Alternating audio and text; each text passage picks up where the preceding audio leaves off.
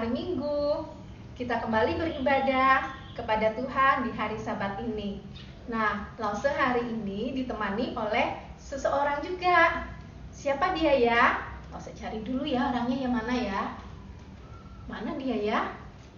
Wah, kemana dia ya? Halo Lause. Oh, ini rupanya. Boleh kenalan nggak? Boleh. Namanya siapa ya? Nama saya adalah Lara. Wah, Lara, nama yang bagus sekali ya.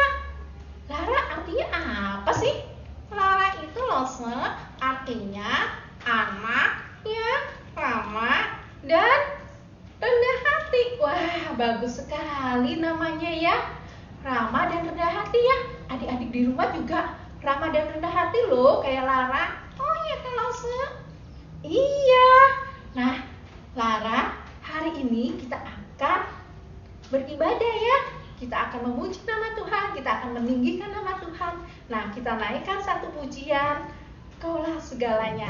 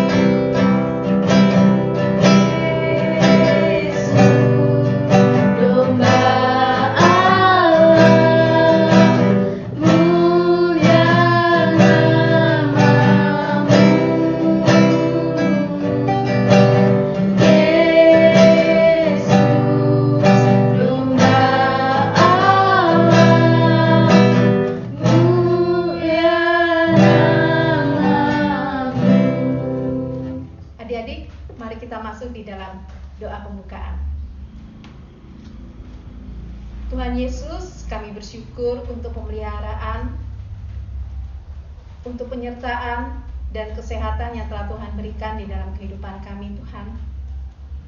Kami bersyukur ya Tuhan untuk kasih Tuhan yang nyata di dalam kehidupan kami, dan untuk kesempatan di mana kami juga boleh beribadah kepadamu ya Tuhan. Berikan kami hati ya Tuhan untuk selalu rindu, untuk memuji, memuliakan Engkau ya Tuhan. Tuhan Yesus, kami menyerahkan ibadah kami ini dari awal, pertengahan hingga akhirnya hanya ke dalam nama Tuhan. Tuhan Yesus, kami telah berdoa dan bersyukur. Amin. Oh iya, tadi Lause lihat Lara tidak nyanyi ya adik-adik ya. Lara kenapa sih tadi nggak nyanyi?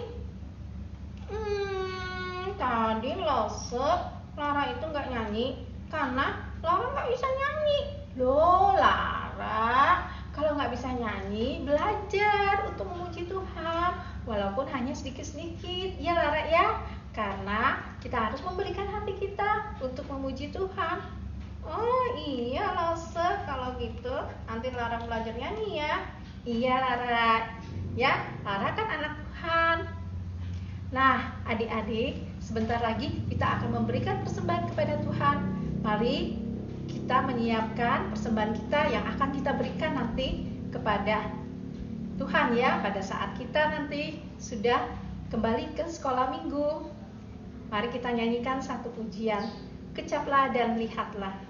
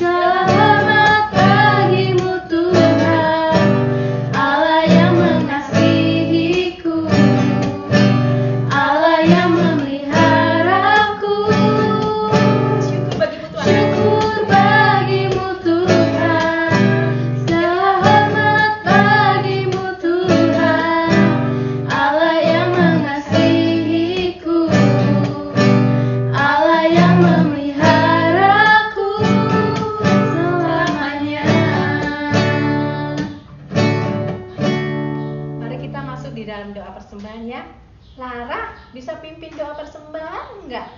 Oh bisa, Lasa. Oke, Lara akan pimpin kita di dalam doa persembahan ya. Mari kita semua berdoa. Tuhan Yesus, terima kasih karena Tuhan begitu baik di dalam hidup kami. Tuhan Yesus, kami akan memberikan persembahan. Kiranya persembahan ini boleh berkenan di hati Tuhan. Hanya di dalam nama Tuhan Yesus kami telah berdoa. Amin. Makasih Lara untuk doa persembahannya. Oh ya adik-adik, sebentar lagi kita akan mendengarkan firman Tuhan. Mari kita siapkan hati kita ya. Hari kita akan mendengarkan firman Tuhan. Aduh, Lara senang sekali mendengarkan firman Tuhan. Loh, kenapa Lara senang sekali mendengarkan firman Tuhan? Iya, karena kalau mendengarkan firman Tuhan, Lara akan menyiapkan snack. Ada kentang, ada Coca-Cola.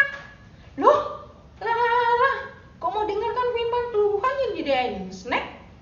Emangnya Lara mau nonton di bioskop pakai sediain snack? Iya, karena kalau mendengarkan firman Tuhan kan enaknya sambil makan. Loh, Lara, kok dengarkan firman Tuhan sambil makan? Kita itu mendengarkan firman Tuhan, menyiapkan hati kita, bukan menyiapkan makanan. Ya, adik-adik ya, jangan diikutin ya Lara ya, karena kita mengikuti ibadah sekolah minggu, bukan kita mau nonton di bioskop seperti Lara mau nyiapin makanan. Jadi nggak boleh ya adik-adik, kita harus benar-benar memberikan hati kita, pikiran kita, agar kita dapat mendengarkan firman Tuhan dengan benar dan tidak berlalu begitu saja ya adik-adik ya. Nah mari kita siapkan hati kita nyanyikan satu buah lagu, Kusiapkan Hatiku Tuhan.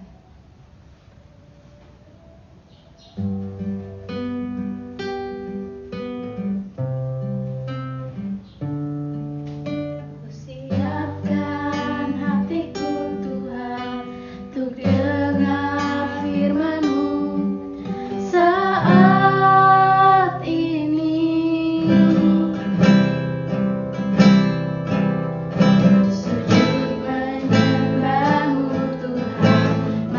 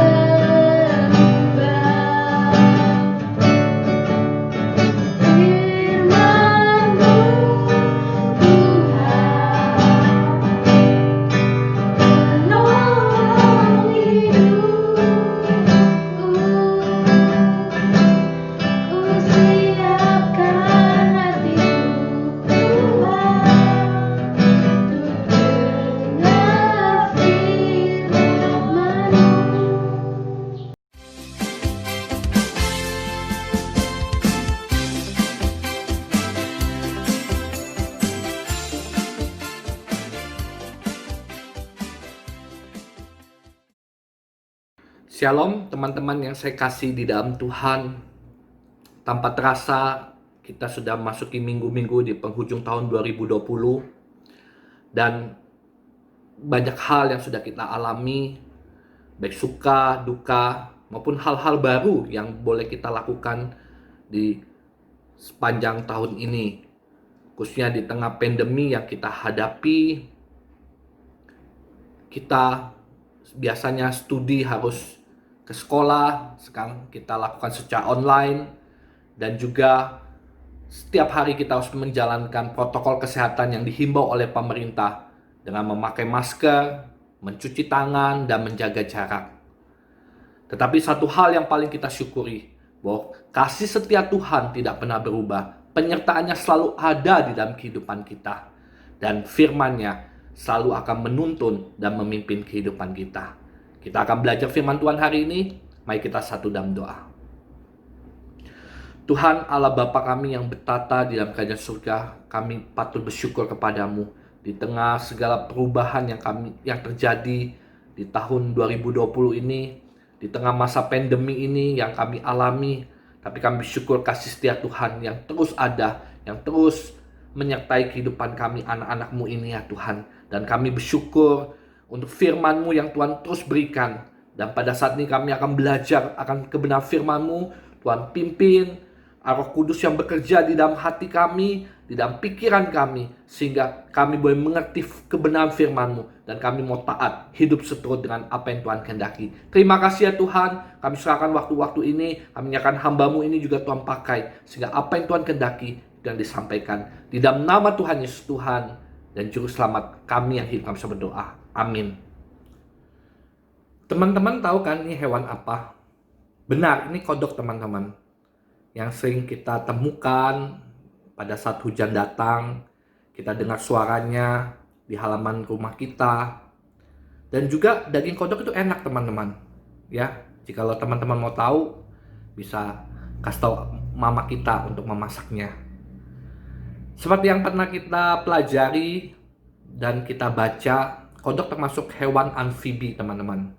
Apa itu hewan amfibi? Hewan yang bisa tinggal di dua tempat, yaitu di darat dan di air. Tetapi ada yang mungkin baru kita ketahui sekarang, yaitu kodok termasuk hewan yang berdarah dingin. Apa itu hewan berdarah dingin? Hewan yang suhu tubuhnya itu ditentukan oleh lingkungan sekitarnya.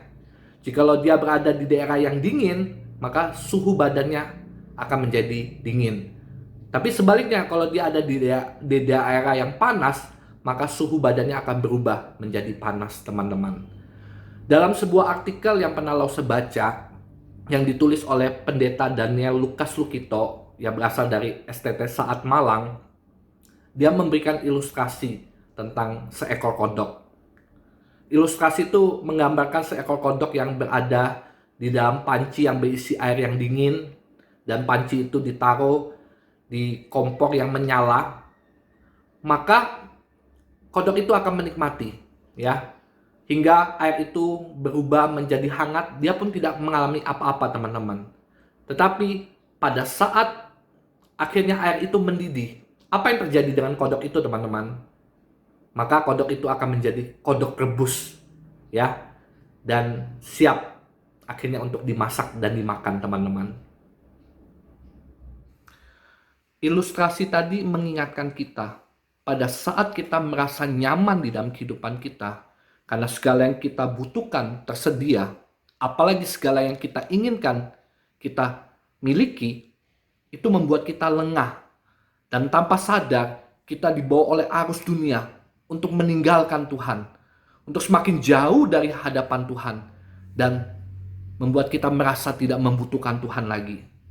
Seperti seekor kodok tadi, fatalnya itu jalan menuju kebinasaan. Seperti yang Yudas tuliskan di dalam kitabnya, di dalam Yudas ayat yang ketiga dan ayat yang keempat, Yudas menasihatkan saudara-saudaranya yang seiman pada saat itu untuk tetap berjuang mempertahankan iman yang mereka miliki. Karena pada saat itu didapati adanya penyusup-penyusup di tengah-tengah mereka. Mereka sepertinya adalah bagian dari orang-orang percaya. Tetapi di dalam ayat yang keempat, Yudas mengatakan bahwa mereka ada orang-orang fasik, orang-orang yang telah menyalahgunakan kasih karunia Tuhan dan hidup di dalam hawa nafsu dosa. Mereka beranggapan bahwa Allah adalah kasih, Allah Maha Pengampun, sehingga mereka hidup seenaknya, hidup terus melakukan dosa. Dan mereka juga dikatakan menyangkali akan ketuhanan Yesus Kristus, sehingga hidup mereka tidak mau dipimpin oleh Tuhan. Karena itu Yudas menginginkan orang percaya pada saat itu untuk tidak lengah dan bersantai-santai dengan tidak melakukan apapun yang bersifat hal-hal yang rohani. Seperti di dalam Yudas ayat yang ke-20, Yudas kembali menasihati orang-orang percaya saat itu untuk bangunlah dirimu sendiri di atas dasar imanmu. Dan ini pun juga berlaku buat kita sekarang sebagai orang-orang percaya, bahwa kita harus membangun kerohanian di dalam kehidupan kita. Bagaimana kita membangun kerohanian di dalam kehidupan kita? Dengan kita terus bersekutu dengan Tuhan di sepanjang waktu, di sepanjang hari kita. Melalui firman kebenarannya, yaitu Alkitab yang diwahyukan khusus kepada kita. Untuk kita baca, kita renungkan. Dan di dalam doa-doa kita, tanda kita berserah, berharap kepada Tuhan, dan dari kesemuanya kita juga mau terus dipimpin oleh Roh Kudus. Di dalam surat Yudas ayat yang ke-21 kembali kita dinasihatkan untuk mengingat akan kasih Allah yang begitu besar di dalam kehidupan kita. Dia yang telah mengampuni dosa-dosa kita dan melayakkan kita menjadi anak-anaknya, sehingga hati yang mengasihi Allah ada di dalam hati kita. Pada saat kita mengasihi Allah, pasti di satu sisi yang lain kita akan membenci dosa. Kita tidak akan bermain-main untuk melakukan dosa di dalam kehidupan kita. Dan juga kita pasti punya hati yang taat untuk melakukan apa yang Tuhan perintahkan dan taat untuk apa yang Tuhan kehendaki terjadi di dalam kehidupan kita. Karena itu teman-teman, seperti yang pernah Rasul Paulus sampaikan kepada jemaat Filipi, untuk mengerjakan keselamatan yang Tuhan berikan dengan takut dan gentar. Karena itu pada saat kita sudah percaya kepada Tuhan Yesus, dan kita masih diberi kesempatan di dalam dunia ini, karena itu kita harus pergunakan dengan sebaik-baiknya, khususnya di dalam masa muda kita. Kita harus terus bukan hanya memperhatikan yang bersifat jasmani saja, tapi terlebih lagi hal-hal yang bersifat rohani, sehingga kita boleh terus kedapatan menjadi anak-anak yang setia di hadapan Tuhan, dan terus kita boleh berakar, bertumbuh dan berbuah bagi kemuliaan nama Tuhan saja. Ayat penuntun hari ini saya ambil di dalam kitab Efesus pasal yang keempat ayat yang ke-14 sampai ayat yang ke-15. Sehingga kita bukan lagi anak-anak yang diombang-ambingkan oleh rupa-rupa angin pengajaran, oleh permainan palsu manusia dalam kelicikan mereka yang menyesatkan, tetapi dengan teguh berpegang kepada kebenaran, di dalam kasih kita bertumbuh di dalam segala hal ke arah Dia, Kristus yang adalah kepala. Mari kita bersatu di dalam doa. Tuhan Allah Bapa kami yang bertata di dalam kerajaan surga, Allah yang begitu mengasihi kami, yang kasih setianya tidak pernah berubah di dalam kehidupan kami. Kami bersyukur kami sudah mendengarkan firman-Mu, kami sudah mendengarkan isi hati-Mu kepada setiap kami anak-anak-Mu yang Engkau kasihi, yang Engkau telah selamatkan ya Tuhan. Bahwa Engkau menginginkan kami untuk terus berakar, bertumbuh, berbuah di dalam-Mu ya Tuhan. Untuk itu tolong kami Tuhan, kami dengan kekuatan kami tidak mampu ya Tuhan. Biar Roh Kudus terus yang memimpin, menuntun hidup kami. Kami mau terus mempergunakan waktu-waktu kami untuk dapat bersekutu dengan-Mu, belajar kebenaran firman-Mu, dan terus berharap berserah hanya kepada-Mu saja ya Tuhan. Tuhan, inilah setiap kami pakai masa muda kami untuk terus menjadi alat-Mu ya Tuhan, untuk terus menjadi saksi-saksi-Mu dimanapun kami berada. Tuhan, inilah setiap kami ya Tuhan. Di dalam nama Tuhan Yesus, Tuhan dan Juru Selamat kami hidup kami bisa berdoa. Amin.